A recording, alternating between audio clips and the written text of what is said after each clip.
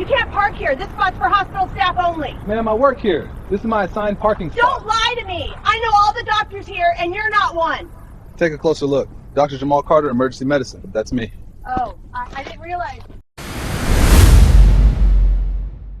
What you're about to see unfolded in a quiet hospital parking lot just after 7 a.m.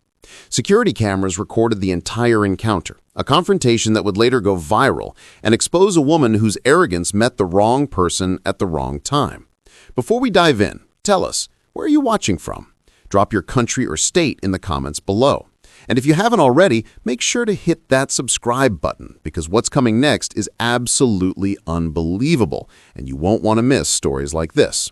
Let's continue. The footage begins on a gray morning outside Memorial Heights Medical Center. Rain had passed earlier, leaving the asphalt slick and reflecting the dull glow of the rising sun. Cars were just beginning to fill the staff lot as the day shift arrived. A silver Lexus pulls into the private physician section.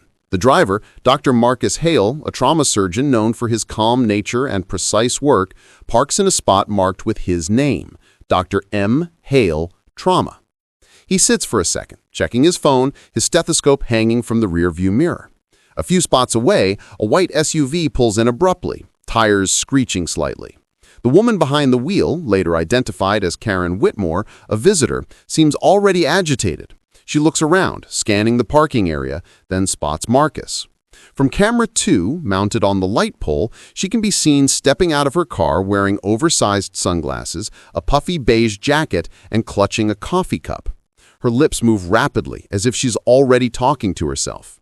The moment Marcus opens his door, she storms toward him. "Excuse me, you can't park there." Her voice cuts through the morning air. Marcus looks up, puzzled. "I'm sorry?" "That's for doctors. You can't just park here because you're running late or whatever." Marcus straightens, calm but slightly amused. "I am a doctor, ma'am. This is my spot." Karen lets out a short, sarcastic laugh. "Oh, sure you are. You're a doctor? In what, TikTok videos?" Her tone drips with disbelief. She walks around his car, peering at the nameplate. "Dr. M. Hale. Yeah, right. You probably just printed that out yourself." Marcus takes a slow breath, choosing restraint over confrontation. "I work here. If you don't believe me, you can check with security." She steps closer, squinting. "Don't play games with me. I've been coming to this hospital for years. My husband's a board member. I know all the doctors, and you're not one of them." Marcus's expression tightens. "I've been on staff for 8 years. I'm on call this morning, so if you'll excuse me." But she moves to block his path. "No, I'm not letting you walk in there like you own the place. You think you can just steal a spot because you drive a fancy car?" Marcus glances at her SUV, newer and more expensive than his. He shakes his head. "Ma'am, please step aside." From the security feed inside the lobby, the guard at the desk, a young man named Rob, notices the argument. He leans toward the monitor. We got a possible situation in Lot C, female civilian harassing a staff member," he says into the radio. Outside, the confrontation grows. Karen circles Marcus's car again, muttering loud enough for him to hear. Figures, entitled, thinks he belongs somewhere he doesn't. She bends slightly, running her finger along his license plate. "Out-of-state tags, too. You're not even from here." Marcus exhales, visibly restraining his patience. "Ma'am, please stop touching my vehicle." "Oh, what? You're going to call the cops? Go ahead. I'd love to see you explain to them why you're impersonating a doctor." As she turns away, her coffee sloshes from the cup, splattering on his driver's side door. She gasps dramatically. "Oh, look what you made me do!" Marcus glances at the brown streaks on his car. "You threw that!" "Accidents happen," she replies smugly. Two nurses passing by pause, whispering as they take in the scene. One pulls out her phone, recording discreetly. Karen notices and points. "Don't film me. You don't have permission." But she keeps shouting anyway. "This man is trying to steal a parking spot from real hospital staff." Marcus steps forward, voice firm. "That's enough. You've crossed a line." She turns sharply. "Don't you raise your voice at me. Then stop harassing me." "Oh, you're dangerous now?" she sneers. "Typical." Her tone shifts darker, her voice low. "You people always think you can get away with anything." Marcus freezes. "You people?" She stares straight at him, unapologetic. "Yeah, you heard me." The two nurses gasp audibly. One says, "Oh, no, she didn't," under her breath. The radio crackles as the security guard arrives, jogging across the lot. "Hey, what's going on here?" Karen immediately points at Marcus. "This man's trespassing. He's not supposed to park here. I think he's dangerous." Marcus sighs, rubbing his forehead. "Security, I'm Dr. Hale, trauma surgery. This woman's been harassing me for 10 minutes. Rob glances between them, uncertain. Do you have your ID, doctor?" Marcus reaches into his coat pocket, pulling out his hospital badge. "Right here." Karen folds her arms. "That could be fake." Rob frowns slightly. "Ma'am, it's got the hospital seal, magnetic strip, and clearance level. That's legit." Karen's face tightens. "Well, how was I supposed to know? He looked suspicious."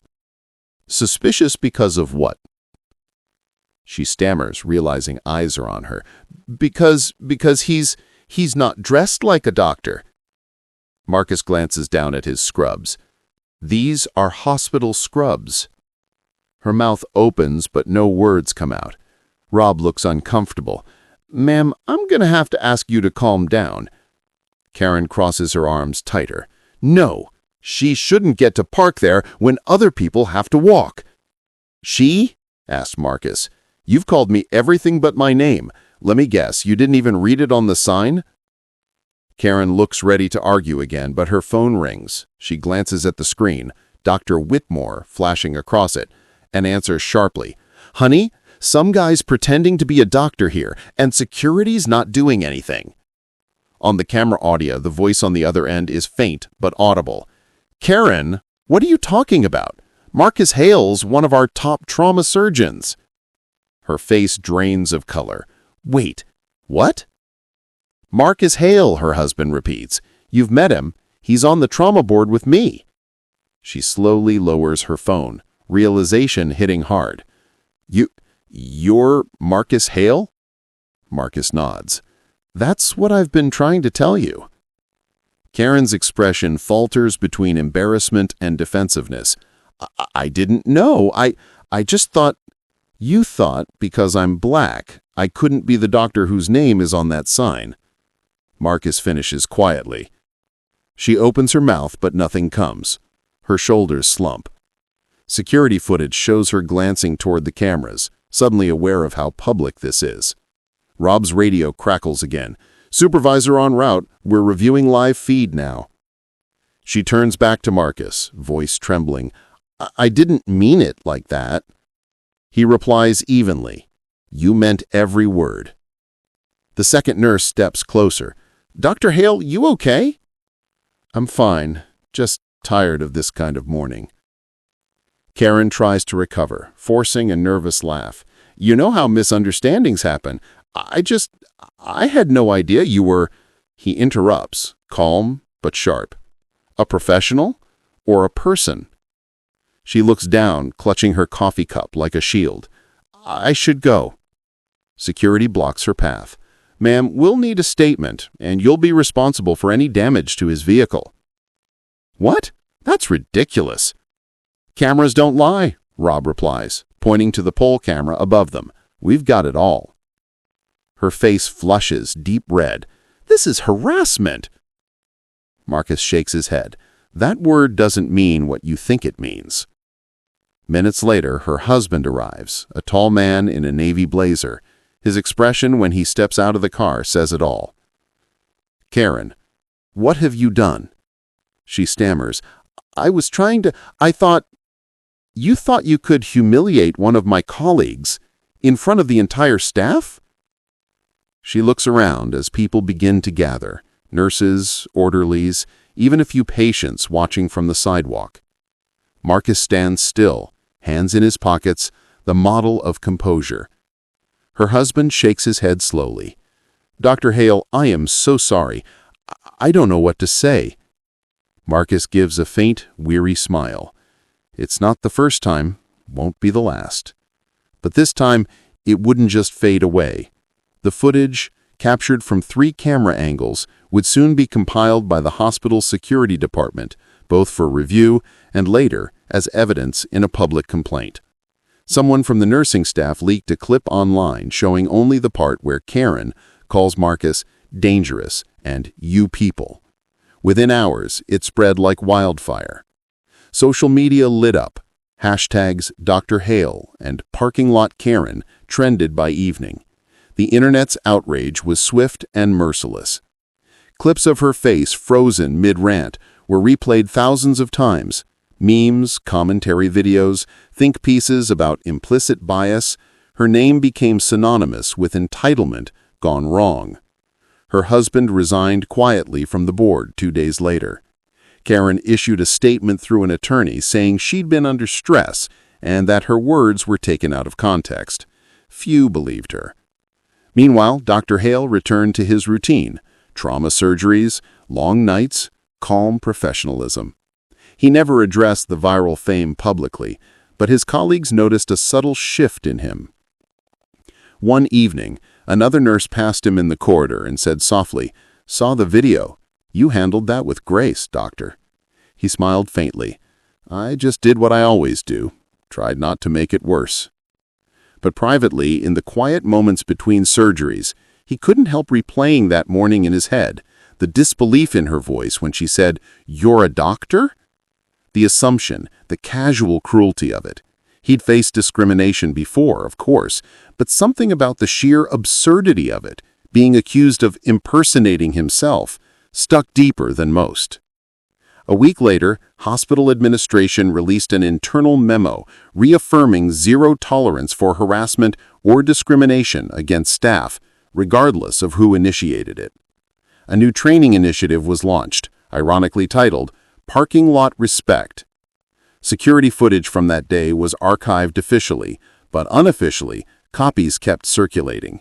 One version had slow-motion captions added. "She picked the wrong man this morning." In one particularly viral edit, as Karen's coffee splashes on the doctor's car, dramatic music swells and fades into the moment she realizes who he is. The internet loved the poetic justice of it, the perfect reversal.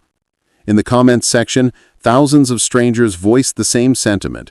Grace under pressure. He didn't have to destroy her. The truth did it for him. Months later, Marcus was leaving the hospital late one night when he noticed a woman sitting on a bench near the parking lot. It was Karen, her hair shorter, her expression weary. She stood slowly as he approached. "Dr. Hale?" she said softly. He hesitated, but nodded. "Mrs. Whitmore."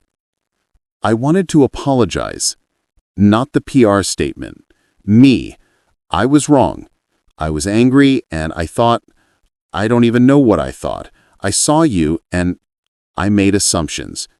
The kind I told myself I'd never make." He looked at her quietly. "You said things that day that hurt more than you realized." "I know, and I don't expect forgiveness. I wanted to say I'm sorry." For a long moment, neither spoke. The hum of the streetlights filled the silence. Finally, Marcus sighed softly. "I don't hate you, but I hope you understand the damage goes beyond you and me. It's about what people think they see when they look at someone like me." She nodded, tears glinting. "I do now." He nodded once more, then walked past her to his car. As he drove off, the security camera above captured her standing alone, staring after him. That footage never went viral. It remained quietly stored, unseen. The quiet aftermath of a loud lesson. But for those who were there that morning, the nurses, the guard, the staff, they'd never forget how it unfolded. How prejudice, arrogance, and assumption collided with calm dignity and lost. And for everyone who watched the video online, one truth remained. Sometimes, the most powerful justice doesn't come from shouting or revenge. It comes from standing tall, saying nothing, and letting the truth do the talking. Because, in the end, the footage spoke for itself.